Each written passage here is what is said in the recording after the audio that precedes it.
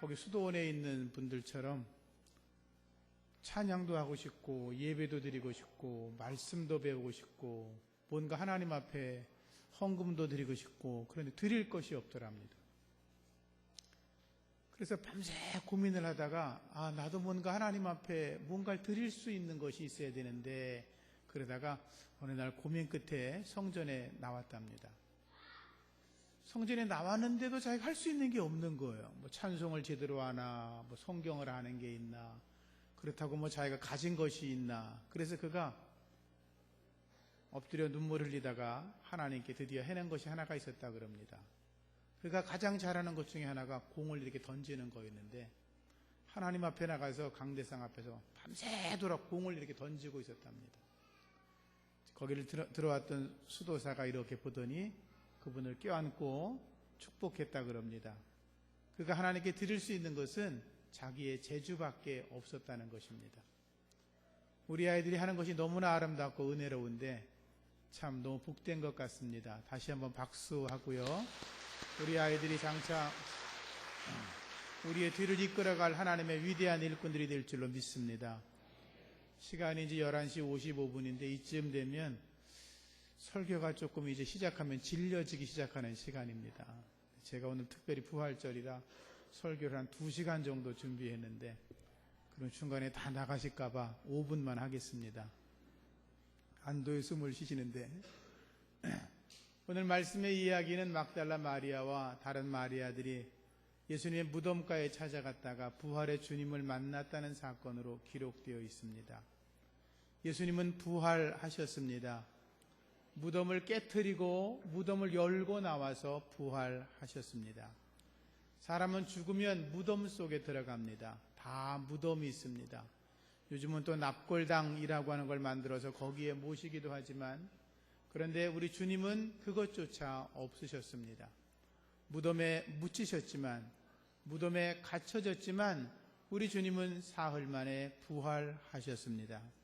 우리 예수님은 무덤이 없습니다. 무덤이 비어 있습니다. 아니, 무덤이 열려 있습니다. 그 무덤 안에 누구나가 들어갈 수가 있습니다. 그리고 죽은 자가 아니라 부활이신 예수님을 만날 수가 있습니다. 예수님 말씀하셨습니다. 나는 부활이요 생명이니 나를 믿는 자는 죽어도 살겠고 무릇 살아서 나를 믿는 자는 죽어도 영원히 죽지 아니할 거라고 말씀하셨습니다. 예수님의 부활은 성경에서만 이야기하고 있는 것이 아니라 그 당시에 살고 있었던 역사학자 요세푸스의 기록을 통해서도 우리에게 증명이 됩니다. 제가 잠깐 읽어드리겠습니다. 요세푸스가 쓴 유대 고대사에 보면 이런 부분이 나옵니다.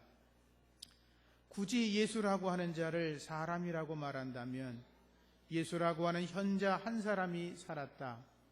예수는 놀라운 일을 행하고 있었으며 그의 진리를 기쁘게 받아들이는 사람들의 선생이 되었다. 그는 많은 유대인들과 헬라인들 사이에 명성이 높았다. 예수는 그리스도였다. 빌라도는 유대인들의 고위층 사람들에게 예수를 비난하는 소리를 듣고 예수를 십자가에 처형하도록 명령하였으나 처음부터 예수를 따르던 사람들은 예수에 대한 애정을 버리지 않았다. 그런데 예수가 죽은 지 사흘째 되던 날 예수는 다시 살아나 그들 앞에 나타났다.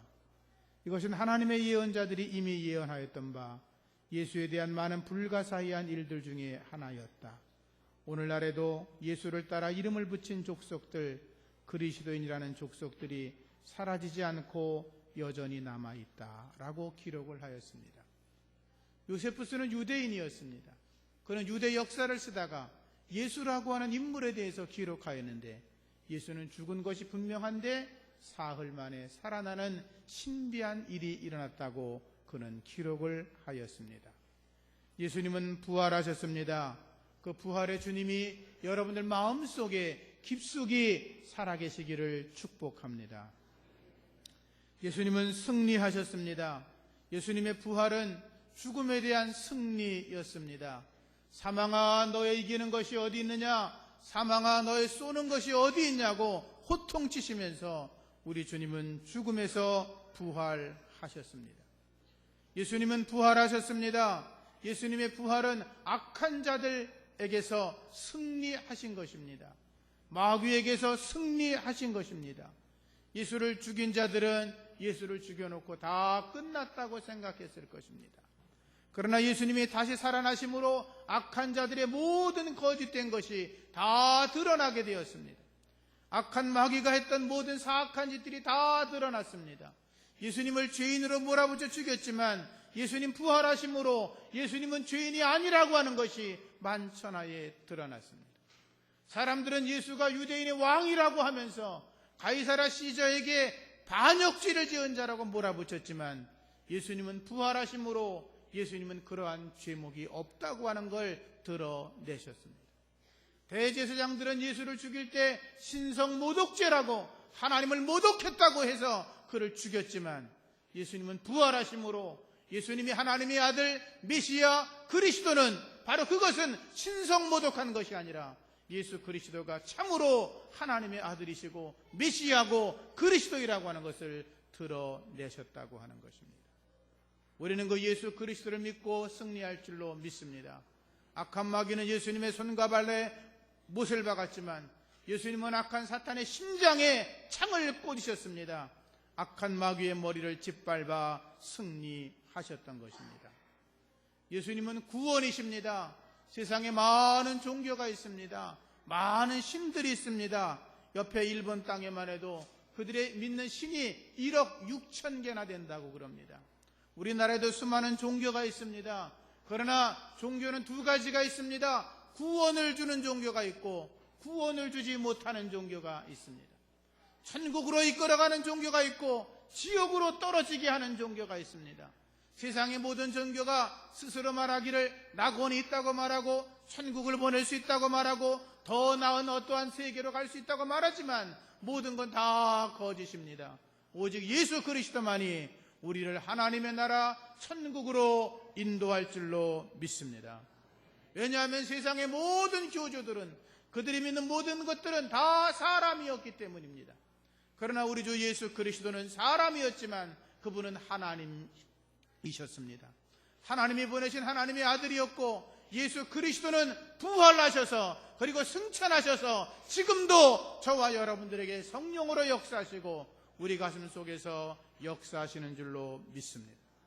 사람들은 사람의 죄를 용서할 수 없습니다. 하나님만이 용서하실 수 있습니다.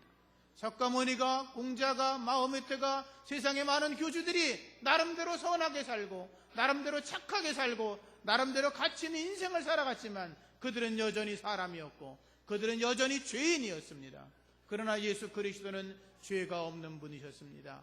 흠과 티가 없는 분이셨습니다. 그분은 하나님의 아들이셨고 이 땅에 오셔서 그분은 모든 사람들이 죄를 범하였음에 하나님의 영광에 이르지 못하고는 삶을 살아가는 걸 아시고 스스로 십자가에 달리셔서 물과 피를 쏟아 우리의 생명을 살리신 줄로 믿습니다. 예수님만이 우리를 죄에서 건져내시고 예수님만이 우리를 진정한 천국길로 인도하는 하나님의 아들인 것입니다. 그래서 우리가 오늘 이 거룩한 부활절에 그분을 찬양하는 것입니다. 구원의 완성을 이루신 예수 그리스도, 죄악과 사망과 싸워 승리하신 예수 그리스도, 그리고 부활하신 주님을 찬양하며 하나님께 영광 올려드리는 모두가 되기를 주님의 이름으로 축복합니다. 기도하겠습니다. 아들을 믿는 자에게는 생명이 있고 하나님의 아들을 믿지 않는 자들에게는 생명이 없다고 말씀하신 아버지 하나님, 다른 이로서는 구원을 얻을 수 없나니 천하 인간 중에 구원을 얻을 만한 다른 이름을 주신 적이 없다고 말씀하신 주님, 우리가 부활하신 주님을 믿습니다. 우리가 주님을 믿기에 우린 영원한 하나님의 나라 천국에 들어갈 줄로 믿습니다. 죽어도 다시 살 줄로 믿습니다. 부활의 몸을 입고 하나님 앞에서 영화롭게 주님을 찬송하며 영광 돌리게 하실 줄로 믿습니다. 천국의 백성 되게 하신 줄로 믿습니다. 땅에 살아가는 동안 죄악과 벗하지 않게 도와주옵시고 세상에 헛하는 것 쫓지 않게 도와주옵시며 오직 주님과 함께 승리의 삶을 살아갈 수 있도록 부활의 주님이 복내려 주시옵소서. 예수님 이름으로 기도합니다. 아멘. 찬송가 165장 찬송하면서